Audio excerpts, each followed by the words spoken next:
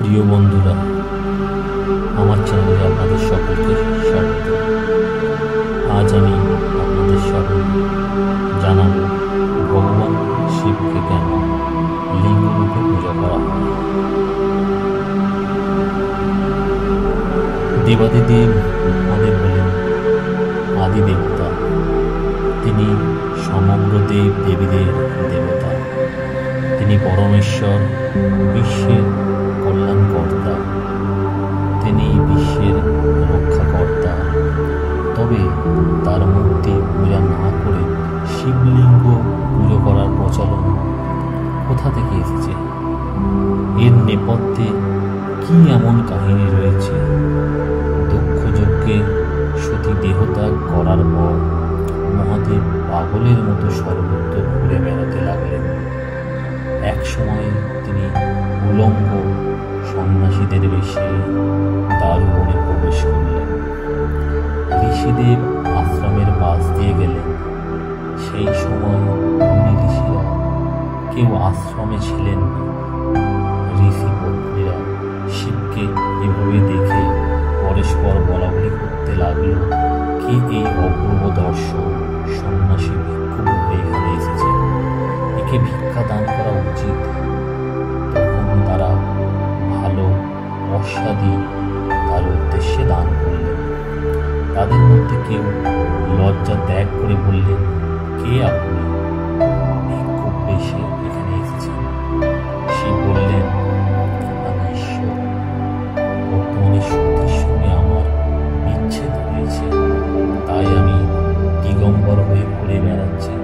সতী ছাড়া কোনো রমণীতে আমার খুশি নেই। তারপর মহেশ্বর বহু ভিক্ষা গ্রহণ করে পাত্র পূর্ণ করে কৈলাসের পথে অগ্রসর হলেন।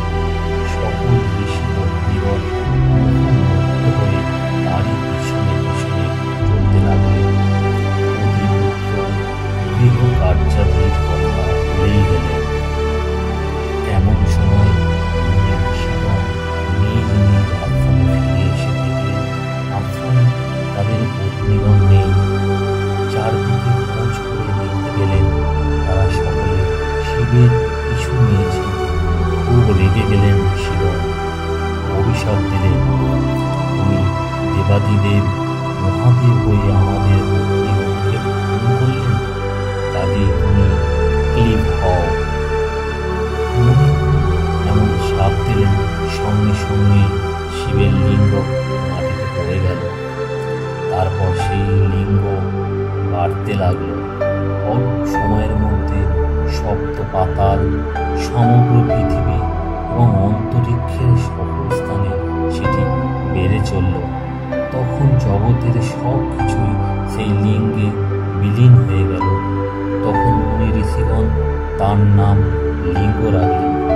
ব্রহ্মা, বিষ্ণু, ইন্দ্র, বায়ু, অগ্নি, লোকপাল সকলে সেই মূর্তিত লিঙ্গ দেখে অবাক হলেন। বিস্মিত হয়ে ভাবতে লাগলেন, এই লিঙ্গের বিস্তার কত, এর শেষ বা কোথায়? তারপর ব্রহ্মা সেই লিঙ্গের ঊর্ধ্ব সীমা দেখার জন্য আর বিষ্ণু নিম্ন সীমা দেখার জন্য চললেন। কিন্তু বহুদিন ধরে চেষ্টা করেও উভয়ে সেই লিঙ্গের শেষ দেখতে পেলেন না। তখন উভয়ে ফিরে এলেন। ফিরে আসার সময় ব্রহ্মা মেরু পৃষ্ঠে নামলেন। সেখানে সুরভির সঙ্গে তার দেখা হলো। সেই সুরভি তখন কেতকী গাছের নিচে দাঁড়িয়েছিল। ব্রহ্মা সুরভিকে জিজ্ঞাসা করলেন, হে সুরভি, শিবের লিঙ্গ ত্রিভুবন বিস্তার করছে, তুমি কি দেখেছ? সেই লিঙ্গের ঊর্ধ্বসীমা দেখবার জন্য আমি গিয়েছিলাম, কিন্তু বহু খোঁজ করেও দেখতে পেলাম না, তাই ফিরে যাচ্ছি। দেবতা আমাকে জিজ্ঞাসা করলেন, আমি কি উত্তর দেব? এখন আমি যদি মিথ্যা কথা বলি তারা বিশ্বাস করবে না। তাই তোমাকে অনুরোধ করছি, তুমি যদি মিথ্যা সাক্ষ্য দাও তাহলে আমার সম্মান বাড়ে। ব্রহ্মার কথায় সুরভি রাজি হলেন, সেই সঙ্গে কেতকীও। ব্রহ্মা তখন আনন্দে দেবতাদের কাছে গিয়ে বললেন, আমি লিঙ্গের উপরতল দেখে এসেছি, অপূর্ব সেই লিঙ্গের মস্তক। সেই লিঙ্গ বিশাল, বিমল, সুদৃশ্য, কিন্তু সেই লিঙ্গ ছাড়া আর কোনো কিছু আছে বলে মনে হয় না। ব্রহ্মার কথা শুনে দেবতাগণ স্তম্ভিত। এদিকে পাতাল থেকে ফিরে এলেন বিষ্ণু, বললেন, অনেক জায়গা ঘুরলেন, অতল, বিতল, সুতল, অনাতল, মহাতল, রসাতল, এমনকি পাতালেও গেলাম। তারপরে স্থান শূন্য বলে মনে হলো আমার, কিন্তু সেই লিঙ্গের মূল, মধ্য কিংবা শেষ কিছুই দেখতে পেলাম না। এখন আমি বুঝতে পেরেছি মহাদেবী লিঙ্গরূপী, তিনি এই জগৎ ধারণ করে আছেন। তারই প্রসাদে দেবতা ও ঋষিগণের সৃষ্টি। বিষ্ণুর মুখে লিঙ্গের কথা শুনে দেবতারা সেই তত্ত্বকে সত্য বলে স্বীকার করলেন। তখন বিষ্ণু হাসতে হাসতে ব্রহ্মাকে বললেন, হে ব্রহ্মা, আপনি যদি লিঙ্গের মস্তক দেখে থাকেন, তাহলে এই ব্যাপারে কেউ কি সত্য সাক্ষী দিতে পারবে? বিষ্ণুর জিজ্ঞাসার উত্তরে ব্রহ্মা ব্যগ্রভাবে বললেন, এই ব্যাপারে আমার সাক্ষী আছে সুরভি আর কেতকী। তখন দেবতাগণ সত্য উদ্ঘাটনের জন্য সুরভি ও কেতকীকে ডাক দিলেন। তারা মিথ্যা সাক্ষী দিয়ে বললেন, ব্রহ্মাদেব লিঙ্গের মস্তক দেখেছেন এবং কেতকী ফুলের দ্বারা লিঙ্গের পূজাও সম্পন্ন করেছেন। সহসা সেখানে আকাশবাণী হল, হে দেবগণ, সুরভি ও কেতকী যা বলল সব মিথ্যা কথা। ব্রহ্মা কখনোই লিঙ্গের মস্তক দেখেনি। এই লিঙ্গের আদি বা অন্ত নেই। তখন দেবতাগণ সুরভিকে অভিশাপ দিলেন, হে সুরভি, তুমি যে মুখে মিথ্যা কথা বলেছ, সেই মুখ সর্বদা অপবিত্র থাকবে। আর হে কেতকী, তোমার ফুল সুগন্ধ, কিন্তু আজ থেকে তোমাকে দিয়ে আর কেউ শিব পূজা করবে না। তারপর সেই আকাশবাণী ব্রহ্মাকে উদ্দেশ্য করে বললেন, হে ব্রহ্মদেব, তুমি কিসের জন্য মিথ্যা কথা বললে? এই অপরাধে কেউ তোমার পূজা করবে না। দেবতাগণ সেই আকাশবাণী শুনে মনে করলেন স্বয়ং শিবই এই অভিশাপবাণী উচ্চারণ করলেন। তারপর সকলে তার স্তব স্তুতি করলেন এবং ভক্তিভরে লিঙ্গ পুজো করলেন। শিবলিঙ্গ হল মহাদেবের আদি অন্তহীন সত্তার প্রতীক। দেবাদিদেব মহাদেবের একটি নাম পঞ্চানন, অর্থাৎ তার 5টি মুখ।